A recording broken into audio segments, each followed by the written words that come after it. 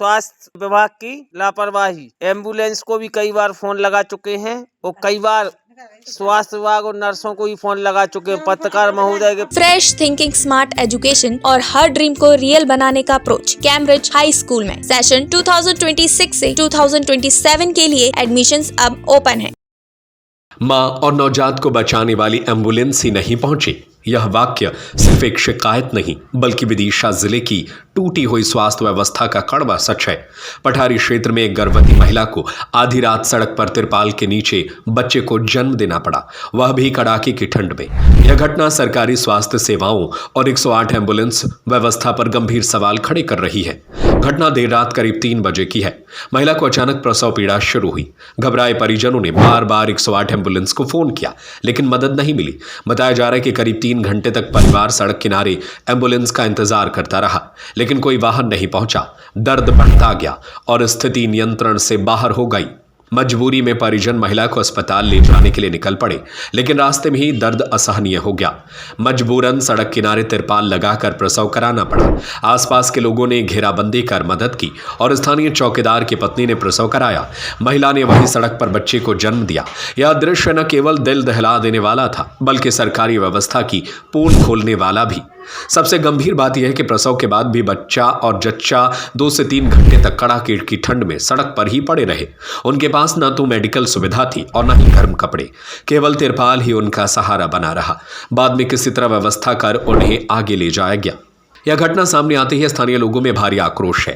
लोगों का कहना है कि जब आपातकाल में एम्बुलेंस ही नहीं पहुंचेगी तो ऐसी व्यवस्था किस काम की। स्वास्थ्य विभाग की यह लापरवाही किसी की जान पर भारी पड़ सकती थी। सीएमएचओ रामहित कुमार ने मामले की जानकारी मिलने के बाद कही है लेकिन अभी तक यह स्पष्ट नहीं किया गया कि एम्बुलेंस क्यों नहीं पहुंची और जिम्मेदारों पर क्या कार्रवाई होगी। प्रशासन की ओर से जांच की बात कही जा रही है लेकिन सवाल यही है, क्या जांच के बाद ही ऐसी घटनाएं रुक पाएंगी। विदिशा की यह घटना सिर्फ एक केस नहीं बल्कि ग्रामीण स्वास्थ्य सेवाओं की खामियों का बड़ा उदाहरण है। अब पूरे जिले की नजर इस बात पर टिकी है कि क्या सरकार दोषियों पर कार्रवाई करेगी या यह मामला भी फाइलों में दब कर रह जाएगा।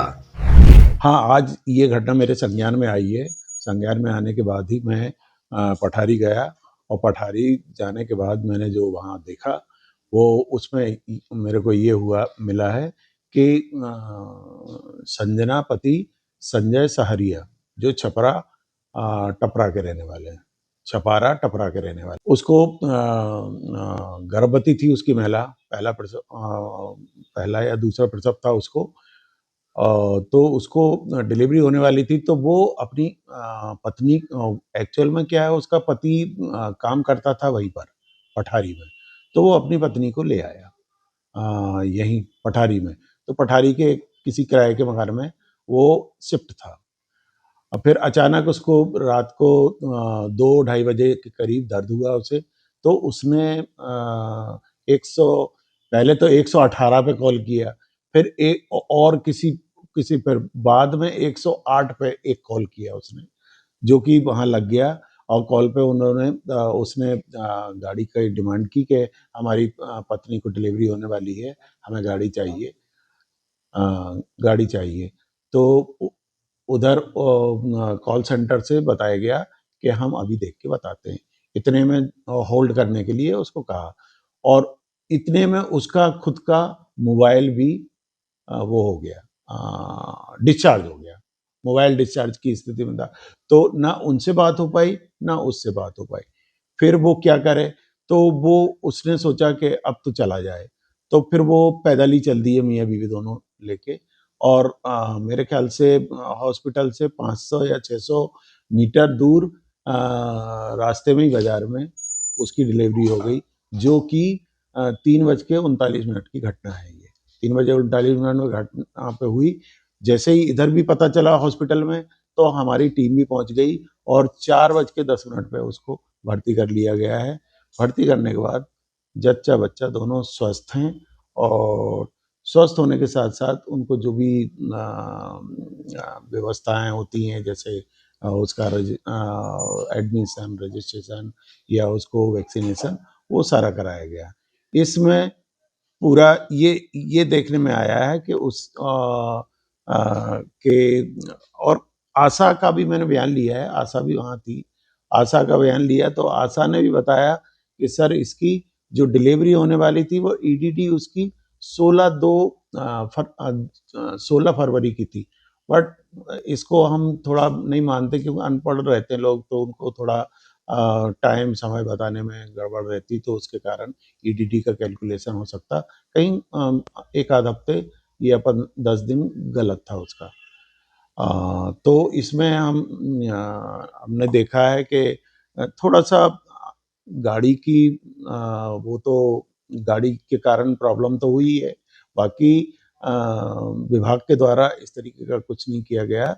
उसमें जैसे ही इधर हॉस्पिटल में पता चला, एक दाई और एक चपरासी दोनों जाके लेके आए उसे और लेके उसको भर्ती किए। ये पूरी घटना है। कौन सी अस्पताल में? वहीं पठारी हॉस्पिटल में, पठारी के हॉस्पिटल है। फ्रेश थिंकिंग, स्मार्ट एजुकेशन और हर ड्रीम को रियल बनाने का अप्रोच कैम्ब्रिज हाई स्कूल में। हम सिर्फ किताबें नहीं पढ़ाते, हम बच्चों को कॉन्फिडेंट, रिस्पॉन्सिबल और फ्यूचर रेडी लीडर बनाते हैं।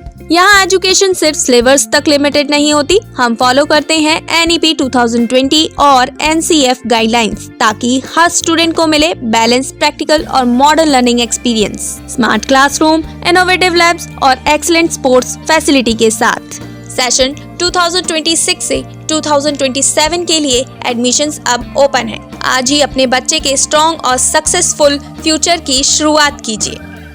हमारा पता है near Gyanveer university, city office, Rajghat road, Sagar. अधिक जानकारी के लिए संपर्क करें 9826413704 और 9399694736 पर।